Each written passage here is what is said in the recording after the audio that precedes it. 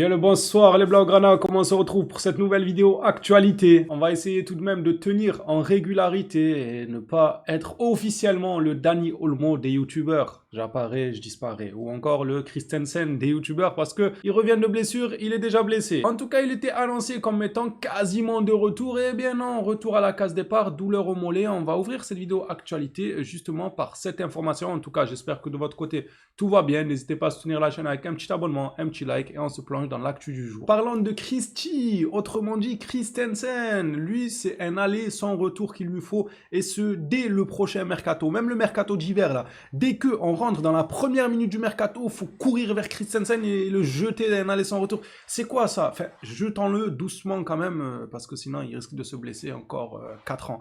Andreas Christensen était sur le point d'obtenir son feu vert médical aujourd'hui, mais a ressenti une nouvelle gêne au mollet pendant l'entraînement, ce qui l'a contraint à s'arrêter prématurément. La gravité de sa blessure reste incertaine, mais compte tenu de ses antécédents de blessure, il est probable qu'il reste indisponible pour le moment. Moi, en fait, je comprends pas ce joueur. Ok, il a un talent monstrueux, ok, il est rassurant, il est bon techniquement. J'aime beaucoup lorsqu'il est sur le terrain, il me rassure, moi. On milite tous pour dire qu'il mérite plus de temps de jeu. Seulement, on se retrouve dans un vide juridique, j'ai envie de dire, vis-à-vis de son contrat. Vide juridique. On ne sait pas trop comment ça va se passer. Va-t-il prolonger? Il ne va pas prolonger. Le club ne lui demande pas de prolonger et ils ne le font pas jouer aussi. Ça veut dire qu'il ne compte pas forcément sur lui. Bref, c'est un dossier qui fait mal à la tête depuis un certain moment. Rajoutez à ça sa fragilité. Pardonnez-moi de vous le dire, mais les sentiments, on les met de côté. On parle sportivement, contrat, avenir. À quoi bon le garder? Non, en fait, si le club ne le veut pas, moi, c'est pas moi qui le veux pas. Après, moi, pour ses blessures, je le veux pas.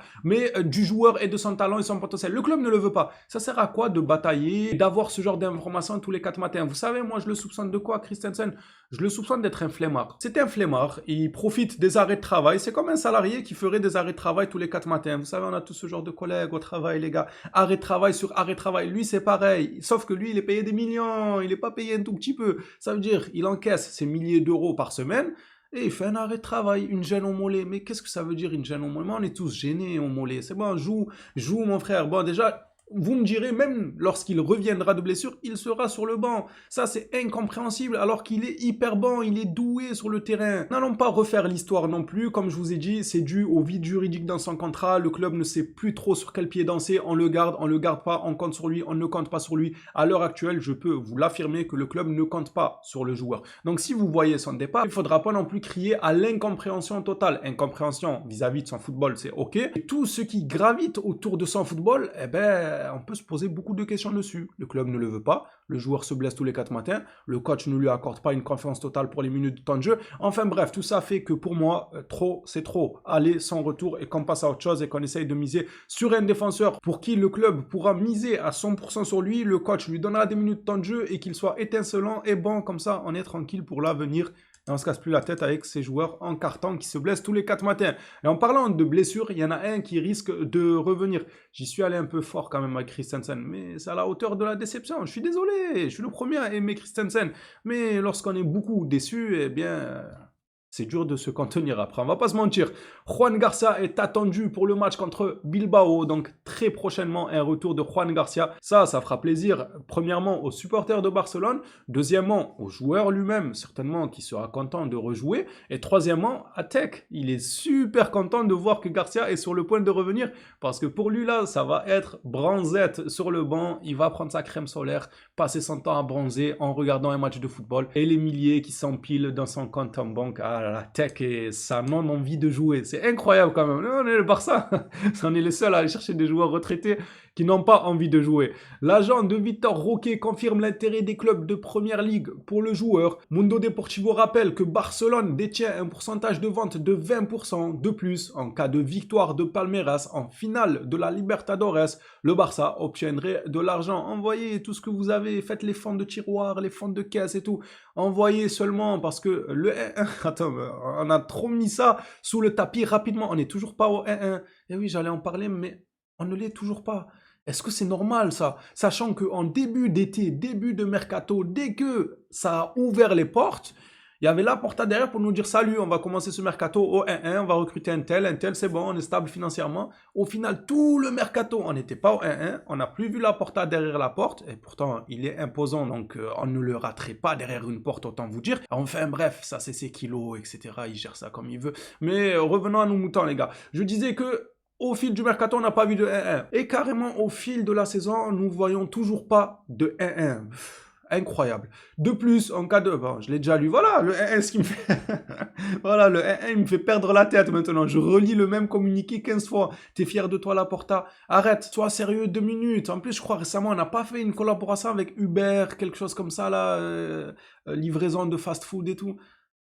Non, il arrêtera jamais ces bêtises. Voilà, autant vous dire, faut faire avec. Nous avons un président gourmand, eh bien, faut faire avec. Mais faut être gourmand avec les joueurs aussi. Ramène des joueurs qui en valent le coup. Si Marc Casado et Frankie de Jong reçoivent un carton jaune demain lors du match de la Ligue des Champions, que je ne pourrai malheureusement pas couvrir au passage, oui, je travaille de nuit, peut-être que je pourrai arriver dans les derniers instants et tourner rapidement un débrief parce que le match, je pourrais le regarder. Ça, c'est certain, j'aurai un œil sur le match. Tranquille, c'est quand même un luxe, on va pas se mentir, mais ne pas pouvoir faire le débrief, c'est un peu frustrant. Enfin bref, on verra. Si vous ne me voyez pas, RAS, tout va bien, juste que je ne peux pas.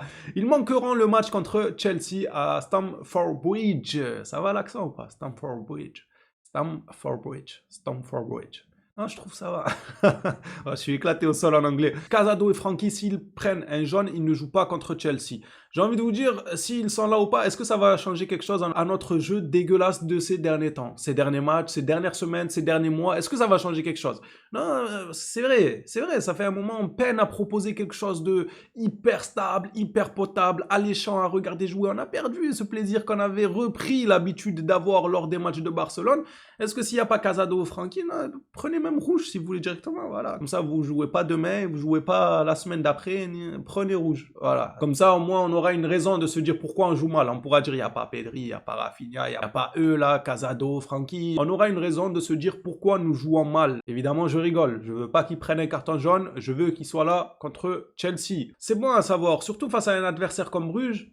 Il y a moyen d'esquiver le jaune. Franchement, il y a moyen de pas trop faire des fautes inutiles et tout. Après, je dis ça, mais avec notre piège du hors-jeu, peu importe l'équipe qu'on a en face, on est obligé de se retrouver à faire des fautes tactiques, des fautes inutiles, parfois utiles pour casser une action de jeu et tout, même face à des petites équipes, parce qu'on leur accorde volontairement des actions dangereuses à ces petites équipes. Donc il faudra se méfier que Casado et De Jong ne prennent pas de carton jaune.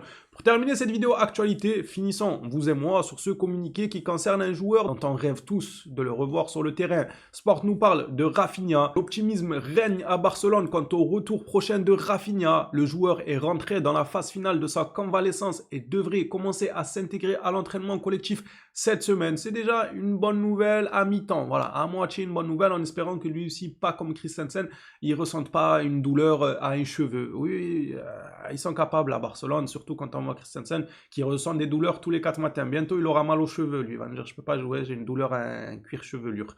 Il n'est pas exclu qu'il voyage avec l'équipe à Vigo, bien que cela soit peu probable afin d'éviter de prendre des risques. On ne doit prendre aucun risque avec nos joueurs, surtout que la saison, elle est encore longue et les titres se joueront, je dirais pas plus en fin de saison qu'en début, parce que ton début, il est quand même important. C'est ça qui va conditionner la suite. Et tu peux pas te dire, ouais, c'est pas grave qu'ils reviennent à la fin. De toute façon, la Ligue des Champions se joue à la fin, le championnat à la fin. Eh oui, mais si tu accumules 10 points de retard, tu crois que tu vas les rattraper en une semaine à la fin du championnat? Non, c'est pas comme ça. C'est un marathon, le championnat. Il faut confirmer semaine après semaine et gagner des points par-ci, par-là. Il faut rester toujours en course. C'est ça que je veux dire. Après, pour la Ligue des Champions, si on arrive à faire le nécessaire, rentrer dans les phases finales et tout, là, on peut éventuellement se dire, c'est à la fin le plus important. Mais ça revient là même. Il faut d'abord que le début soit quand même acceptable, se qualifier, etc.